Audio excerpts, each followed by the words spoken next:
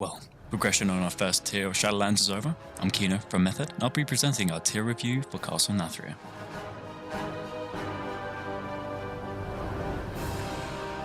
We started an hour later than other EU guilds on the first day of Mythic due to our roster not being as prepared to wake up as the servers went up, on top of us having to squeeze in everything before Mythic week started. We instantly did our 4 Mythic Zeros for the weekly to attain an easy heroic item on our mains and then quickly form the raid. Before we get back to the content, our great viewers on YouTube, would you believe that over 55% of you aren't subscribed, and only 4% have the notifications bell on? If you enjoyed this content, want to help support, or get notified when we upload, subscribe and enable the bell notifications. Now, back to the tier review. The only change in Mythic for SHRIEKWING is that you need to use a Blood Lantern to apply a stacking dot to see discs travelling from Echoing Screech. I think this is a creative way of making a heroic fight more difficult. We didn't approach this fight any differently from heroic, outside of splashing the raid with the Blood Lantern to see the discs in phase 1 and the intermission. Limit had a superior strategy going into this fight where they baited the Echoing Screech in one direction and the raid went to the other side of the pillar to completely avoid the discs without needing the lantern to dodge them in phase 1. Whilst our execution was less than clean, we still managed to one-shot the boss and collect some easy loot. We then made our way to HUNTSMAN ALTIMOR. This fight isn't very different from Heroic either, with the main difference being Sinseeker is now permanently empowered when a Gargan's released. This led us to immune soak Sinseekers when Barghest was active and then revert back to raid soaking when Hecutus was active. The DPS requirement for this boss is quite low and the fight is really about controlling each element of the fight correctly, which isn't too hard. Overall, our performance here was pretty sloppy, especially with buffing the boss with a healing soul from a Sinseeker towards the end of the fight, but as the boss was pretty easy, it died on our 4th pull. Keen to catch up with other guilds, we were eager for a quick kill on Hungering Destroyer. The only change on Mythic for this fight is that players who soak Gluttonous Miasma, the white circle, gain a stacking damage taken debuff. This forces you to alternate who soaks Miasma debuffs to make sure debuff players are healthy and your soakers aren't taking huge amounts of damage. We ran into issues with our soaking strategy here due to our planned weak aura for the fight not functioning as expected, making us revert to a heroic tactic of forming groups and having players soak Miasma circles around the boss. Damage check wasn't a walkover, especially with us 5 healing the encounter, which meant the boss was easily killable on a clean attempt. Between adjusting bigwigs and weak auras, some deaths due to volatile ejection positioning having to be done between soaking groups, and inconsistent intermissions where players would refresh their high stacks due to poor positioning or being griefed by Miasma debuff players who were standing on top of the raid. But we eventually killed the boss after 18 pulls. ARTIFICER's XY'MOX is the first spicy encounter of the tier for us. The main difference from Heroic to Mythic is that once a relic is activated by the boss, it will be available for the remainder of the encounter, which can make for some very interesting overlaps. Additionally, if a player is mind controlled, they will remain so until killed. Having Limits kill the Watchbackle, we already had an idea of the timings, which gave all the EU guilds a heads up on the fight. Once seed carriers got used to their assignments and healers got comfortable with the fights, as we're full healing, we had steady progress. We initially went in with 2 shamans and 2 discipline priests with a plan to spirit shell every tank debuff detonation, but this meant we lacked spot healing and passive healing on tanks, thus we swapped out a discipline priest for a holy paladin. Main issues with our progress on this boss were figuring out how to push the boss correctly, as if you push too quickly, you'd see new timings on relic activations. And to be blunt, there were too many mistakes from players not assigned to any job in this fight. We had people randomly getting mind controlled or trapped at key stages of the fight, but these issues were quickly ironed out. Bringing in the Holy Paladin solved some of our rot death issues, such as getting the Withering Touch debuff whilst having to carry a seed away from the raid, since the spell, Ruler Law, allowed the Paladin to heal these players when they were further than 40 yards away from the group. After a few hours of bashing our heads against XY'MOX, he died after 47 attempts for a World 5th kill.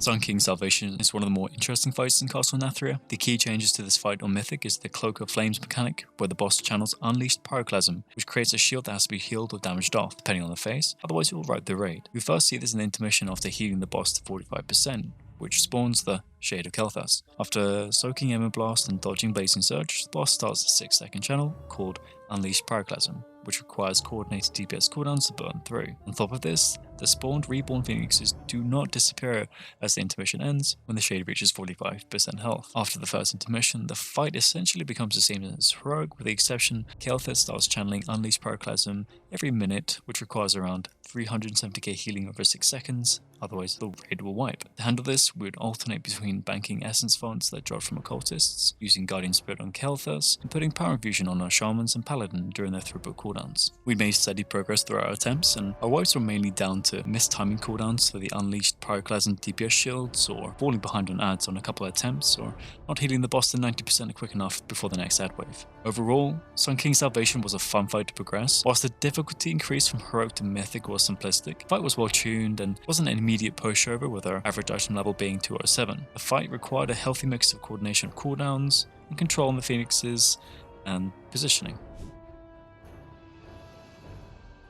On paper, Lady INERVA DARKVEIN looked like a very complicated fight, when in reality, the anima container management boiled down to 3 clicks. On Mythic, this fight is somewhat different, with players having to intersect 4 orbs with Sins of Suffering lines instead of 3. Tanks have to face 2 images correctly to prevent extra damage being inflicted during exposed desires. Finally, and most importantly, the anima drained by opening a primal anima container is transferred to all closed containers. Initial progression on this fight for us was to figure out the best timings to click the containers, aided by the fact that Limit and Echo had already killed the boss, so we could see what they did. We had a healer drain the concentrated anima container to delay the root effect of the ad spawn circles for as long as possible, followed by a short drain on the bottled anima container almost a minute later to delay the application of the bouncing effect on the anima bottle soaking, and finally, click by our mage just before the boss died to prevent the bottled anima container breach. Progression was initially fast for us on this boss, but our pace was hindered by missed interrupts, deaths due to missing soaks, or Sins of Suffering players dying whilst positioning their beams, or players passing through a beam when the sync container is at level 2, thus doing so applies a heavy dot. Overall, I think the boss was well tuned and left little gap for error when it came to dealing with its various mechanics whilst beating the damage check. Nullifying a wave of the concentrated anima ad spawns with immunities significantly eases the damage check on the boss if you're lucky with immuning all 3 spawns, which we did on a kill towards the end of the fight. But I think the boss had huge potential when it came to micromanagement of the anima levels of the containers. Unfortunately, the mythic mechanic that redistributes anima from the container you drain to the others leaves little room for creativity.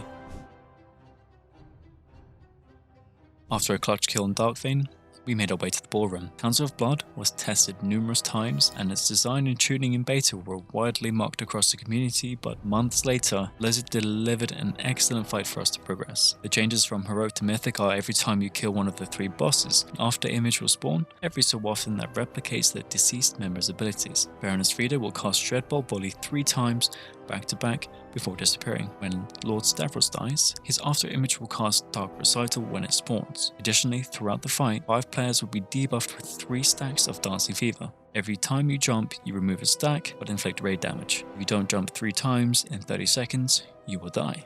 Fortunately for us, Echo had killed Council of Blood on stream, thus revealing the fact that you didn't use the same kill order as you did on Heroic, simply because the damage check on the attackable Waltzing Venthyr was absurd. So, after killing Freda first, we killed Stavros rather than Niklaus, deal with ads enraging everything around them when they die, and the heavy hitting veteran Stone Guard in the last phase instead. In the first week of Mythic, this fight had a significantly lower healing check, meaning we could bring in extra DPS and stick to 4 healers, due to a bug relating to the number of times Dancing Fever was applied to the raid. On our first kill, it was only applied 4 times in just over 10 minutes, whereas after the hotfix, that number went up to 9.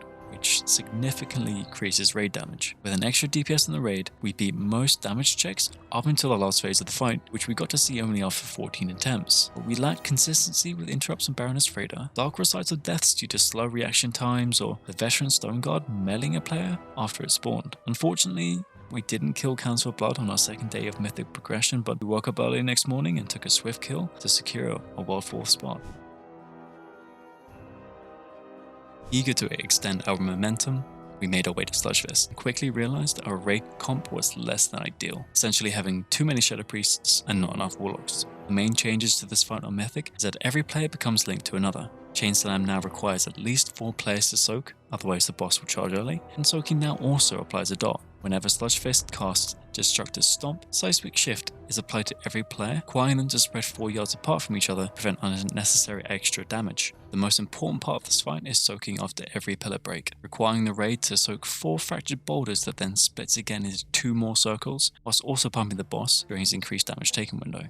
Missing these soaks were a decent proportion of our wipes to this boss, with our strategy having 4 players taking half of the soaking circles that spawn. This was a risky but necessary adaptation to our raid comp that helped us achieve a kill on this boss. We jumped into progressing Stone Legion Generals and quickly realized what we were up against. The mythic changes on this fight are numerous, and a TLDR is basically You now have to deal with skirmishes. They spawn in waves of 3 throughout each phase, excluding the intermission. They apply a bleed to a random raid member and start pushing back the raid after reaching 30%. Goliaths spawn at a similar rate to Heroic, but now pounce on a player when they reach full energy, and empower the damage by 75% every time it reaches 100 energy. This can lead to some awkward overlaps when it leaps on players going out to soak reverberating eruptions or moving away from upheaval. When Grishal becomes active in phase 2, his reverberating eruptions now last longer, and there can be up to 9 active at any time. We place them in a semicircle around the main encounter space to give us as much space to work with. The intermission is now also very different, with ads now dropping anima that we have to deliver to Renathal to transition into phase 2. We use a gateway to deliver these orbs, and they spawn from the Goliath, and now also commandos that Draven so kindly knocks out from the sky for us. We wait until 4 or 5 commandos are parked on Sco's statue before bringing them in and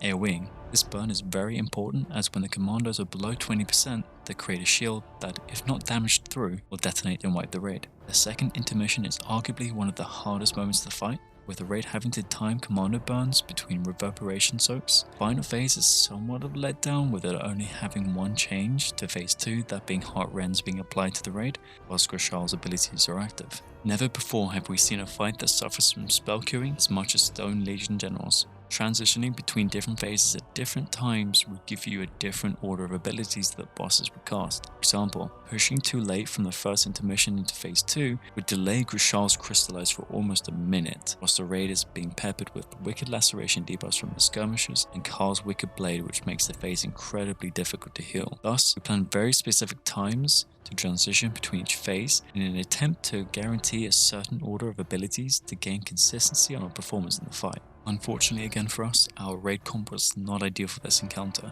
and if we prepared properly, we could have had 2 more geared hunters ready for this fight to improve our consistency in our intermission burns on the commandos. Our execution in phases 1 and 2 were too inconsistent, with ad priority damage being seemingly random on various attempts, even when main targets were called. DPS personals were often unnecessarily front-loaded in phase 1 and not back up at phase 2, when we had deadly Goliath healing debuff overlaps with other abilities. Our second intermission consistency was lackluster, with our single target damage from shields being our weakest area. We had numerous wipes to players picking up the last orb too early before transitioning to the last phase, and finally, soak placements were inconsistent more often than we could have liked. After spending almost the entirety of our second mythic reset here, we learned a lot about the fight, and our roster more importantly, but I'm proud of our team for pushing through. At the start of the third mythic reset, blitzed the raid, killed Stone Legion Generals after 26 attempts, allowing us to see Sire for about an hour's worth of pause to practice phase 1 before heading to bed. Overall, I think the tuning of the fight was spot on for Blizzard. Biggest complaint about this fight would be the speed at which Draven would drop commandos. He would glitch out and slow down the pace at which he pushes down commandos, which is a huge hindrance to consistency in that first intermission. Spawn timings on the Goliath being dependent on boss percentage can lead to different timings as to when it gets its leap, which can cause unfair deaths such as players running to soak or place a reverberating eruption or moving out to dodge upheaval. As a guild, we are disappointed we couldn't grab a kill on Stone Legion Generals in the second mythic week, but it was a learning experience for us all.